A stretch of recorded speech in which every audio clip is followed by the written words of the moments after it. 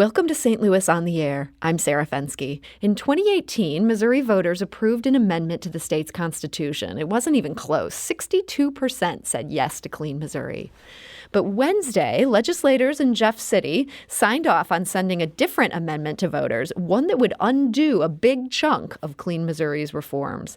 Now that amendment goes to voters, and if they say yes this summer or fall, it could cancel out the changes mandated the first time around. Well, how is that even possible? Well, joining us today to answer that question is St. Louis Public Radio political correspondent Jason Rosenbaum. Jason, welcome to the show. Thanks for having me. So when voters approved Clean Missouri, what were some of the big changes they were making? Well, beyond the redistricting part that we're clearly going to talk about, they also substantially curtailed lobbyist gifts, made it substantially harder for legislators to become lobbyists, made legislative records open to the Sunshine Law, banned fundraising in the Capitol. But, I mean, if you talk to people on either side of the issue, everybody knew that the big central focus of this was state legislative redistricting. It basically created a whole new system where a demographer holds most of the power to draw House and Senate lines with some very specific criteria, most notably criteria aimed at creating districts that have partisan fairness and competitiveness. So that's what was passed in 2018.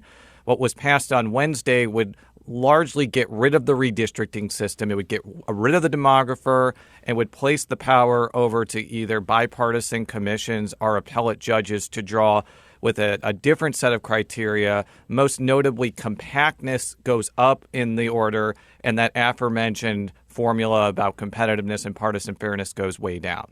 So talking about compactness as the goal, is that different than the status quo before Clean Missouri came in with all these changes? No. In fact, it was the status quo before Clean Missouri changed. And I think that was a big problem for many Missouri Democrats. And here's why.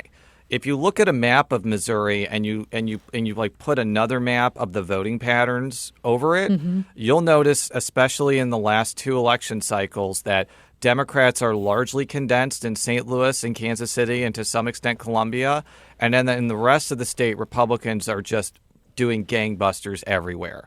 So by requiring districts, or let me put it this way, by making compactness a substantial element of redistricting, you wouldn't be able to create maps that, say, stretch from St. Louis City to maybe central St. Louis County in a map.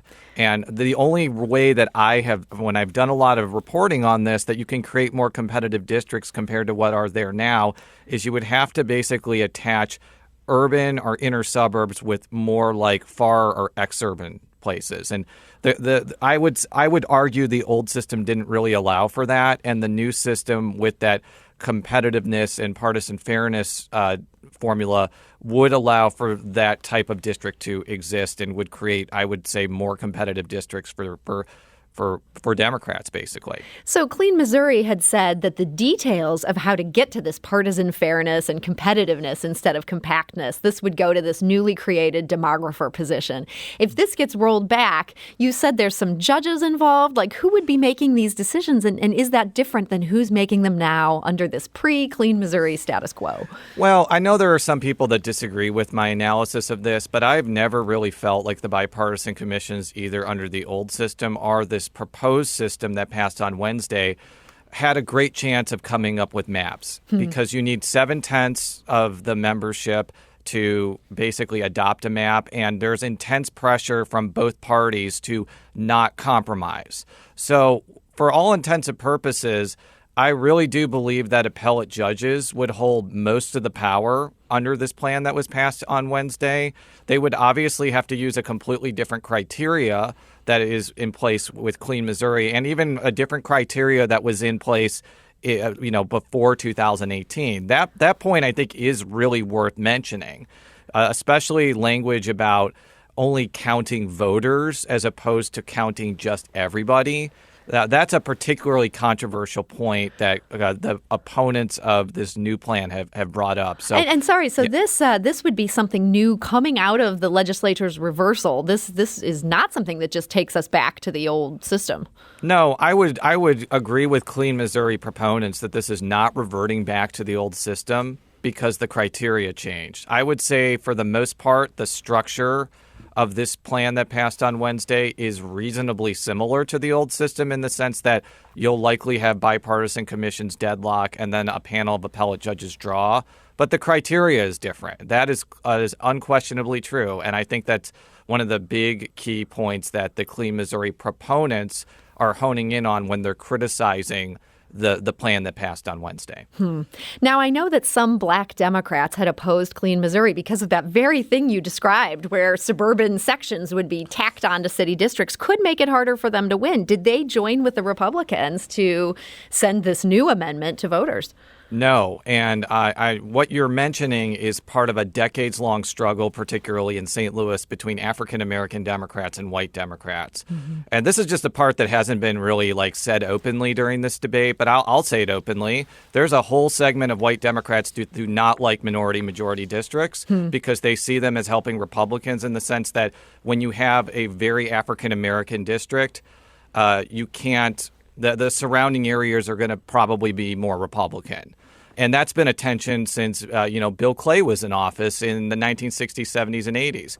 So I think that there were some Black Democrats that saw Clean Missouri as a threat to the status quo and that there wasn't enough protections to prevent districts from becoming more white in order to foster more competitive districts. Clean Missouri proponents would say there is language to protect against that scenario, but we really would have to see that play out. But going to your question, it didn't really seem like the proponents of the measure that passed on Wednesday did nearly enough to bring in African American lawmakers that clearly had doubts about Clean Missouri, because only one of those lawmakers, Representative Maria Chappelle-Nadal, a former state senator, voted for it. So I see that as kind of from an optical standpoint, kind of a failure on the part of the proponents of getting rid of Clean Missouri, because now the Clean Missouri proponents could say, well, this is a primarily Republican effort to try to undo what happened in 2018.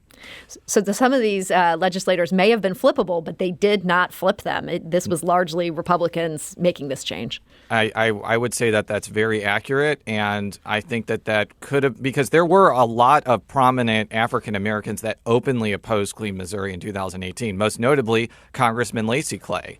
And I think that, from talking with a couple of Black legislators while I've been here, I think that what they're going to do is they're hoping, they would rather have Clean Missouri stay in place, and they're just going to be hyper vigilant about what the demographer actually does. Because if the demographer does do what I mentioned before and make African American districts substantially whiter, there is kind of a safety valve against them in that a bipartisan commission could overturn the demographer. So I think they see that as kind of a better safeguard against the dilution of minority-majority districts than coming up with a completely different system. Okay, well, there'll be a lot to watch here. I understand this could be on the ballot in either August or November, and we'll be covering it going forward. I know you will too, Jason. So St. Louis Public Radio reporter Jason Rosenbaum, thank you for joining us today. Thank you for having me. This is St. Louis on the Air on St. Louis Public Radio. That's 90.7 KWMU.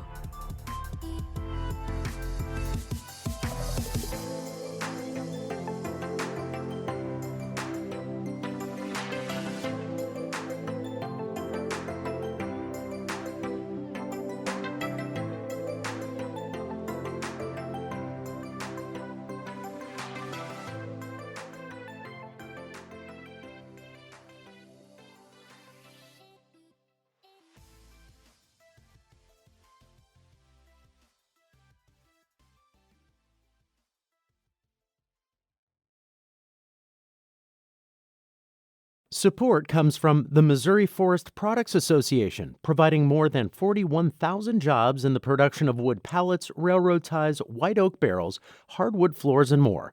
Details at choosewood.com.